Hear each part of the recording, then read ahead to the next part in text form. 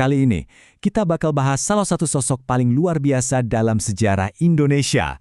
Namanya mungkin nggak seterkenal pahlawan lain, tapi keberaniannya, wah, jangan ditanya. Kita akan mengupas tuntas kisah Nyi Ageng Serang. Nah, ini dia pertanyaan utamanya. Gimana ceritanya seorang wanita bangsawan yang seharusnya udah menikmati masa tuanya malah memimpin pasukan di medan perang pada usia 73 tahun? Ini kan nggak biasa banget. Oke, ayo kita bedah ceritanya. Untuk ngerti gimana Nyi Ageng Serang bisa jadi sekuat itu, kita harus mundur dulu ke masa lalunya. Dari mana sih dia berasal? Gimana dia dibesarkan menjadi seorang pejuang? Jadi, beda banget dari wanita bangsawan pada zamannya, Nyi Ageng Serang itu nggak dimanja. Ayahnya, Panembahan Otoprojo, dari kecil udah mendidiknya dengan keras. Dia diajarin cara nunggang kuda, pakai berbagai macam senjata, sampai taktik perang. Kenapa coba? Soalnya ayahnya udah ngeliat, wah, Belanda ini makin semena-mena. Jadi anak-anaknya harus siap jadi pejuang tangguh buat membela rakyatnya. Masa mudanya itu, wah, penuh gejolak. Kerajaan Mataram yang besar itu lagi diambang kehancuran gara-gara campur tangan Belanda. Dan dari sinilah, dari panggung inilah, seluruh hidupnya sebagai pejuang akan terbentuk. Belanda itu jago banget loh politik adu dombanya. Sekitar tahun 1740-an, mereka mulai masuk, ngompor-ngomporin penguasa Mataram, sampai puncaknya di tahun 1755, ada yang namanya Perjanjian Giyanti. Perjanjian ini secara resmi ngebelah Mataram jadi dua, Kesultanan Yogyakarta dan Kasunanan Surakarta. Nah, perpecahan inilah yang bikin suasana jadi panas terus dan jadi pemicu perlawanan dari keluarganya Nyi Ageng Serang. Dan bener aja kan firasat ayahnya, nggak lama Belanda nyerang desanya, Serang. Karena ayahnya udah nggak sekuat dulu, dia langsung nunjuk Nyi Ageng Serang dan kakaknya, Putro Notoprojo, buat memimpin pasukan. Disinilah untuk pertama kalinya dia benar-benar turun ke medan perang. Bukan cuma ikut, tapi memimpin.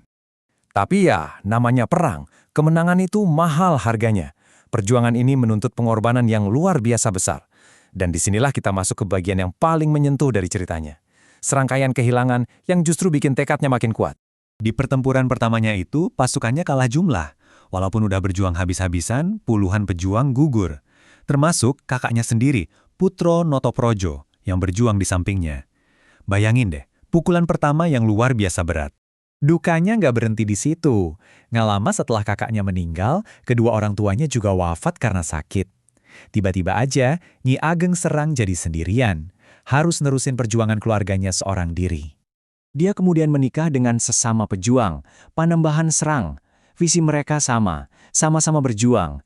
Tapi, kebahagiaan itu nggak bertahan lama. Suaminya dituduh jadi pemberontak oleh Belanda, dan akhirnya gugur juga di tangan Belanda. Dan tragedi yang mungkin paling bikin hati hancur, putrinya, Kustinah, menantu Nyi Ageng Serang ditangkap dan diasingkan sama penjajah. Kustinah yang sedih banget mikirin nasib suaminya, akhirnya jatuh sakit parah dan meninggal dunia. Udah, semua orang terdekatnya direnggut oleh penjajah. Nah, di sini titik baliknya. Semua kehilangan ini, semua duka ini, bukannya bikin dia hancur, malah jadi semacam bahan bakar. Api perjuangannya jadi makin besar.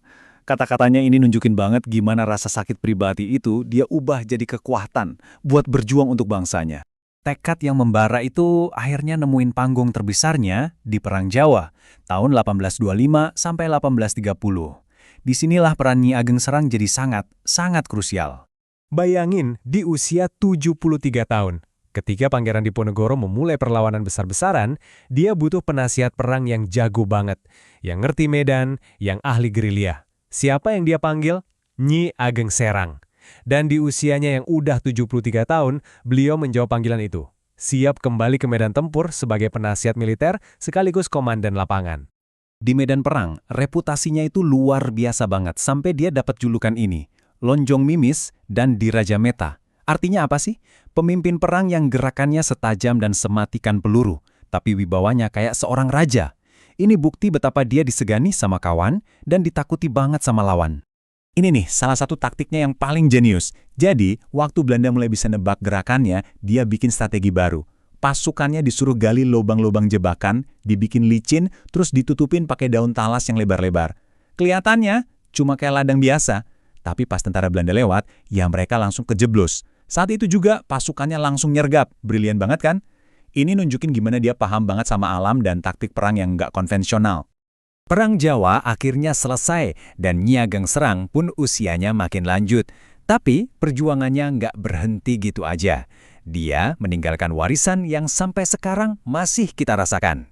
Bahkan waktu fisiknya udah nggak kuat dan harus ditandu kemana-mana, semangatnya itu loh nggak pernah padam. Ada cerita Pangeran Diponegoro datang ke beliau, cemas soal perang, takut Nyi Ageng Serang masih berduka, tapi jawabannya luar biasa. Dia bilang, keluarga itu urusan pribadi, tapi perang ini soal nasib bangsa kita. Keren banget, dia bisa memisahkan tragedi pribadinya demi tujuan yang lebih besar. Nyi Ageng Serang wafat tahun 1828 di usia 76 tahun, tapi pengorbanannya nggak pernah dilupakan. Tahun 1974, pemerintah Indonesia akhirnya secara resmi menganugerahinya gelar pahlawan nasional. Dan sampai hari ini namanya kita kenal. Ada patungnya di Kulon Progo, jadi nama jalan, bahkan ada rumah sakit yang pakai namanya. Semua ini untuk memastikan kisahnya terus hidup dan jadi inspirasi. Kisah Nyi Ageng Serang ini kan soal ketangguhan, pengorbanan, dan kecerdasan yang luar biasa.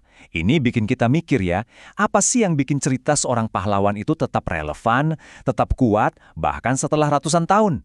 Apa karena kemenangannya? Atau justru karena keberaniannya untuk terus maju, walaupun udah kehilangan segalanya? Nah, ini pertanyaan yang bagus untuk kita renungkan bersama. Terima kasih sudah menyimak.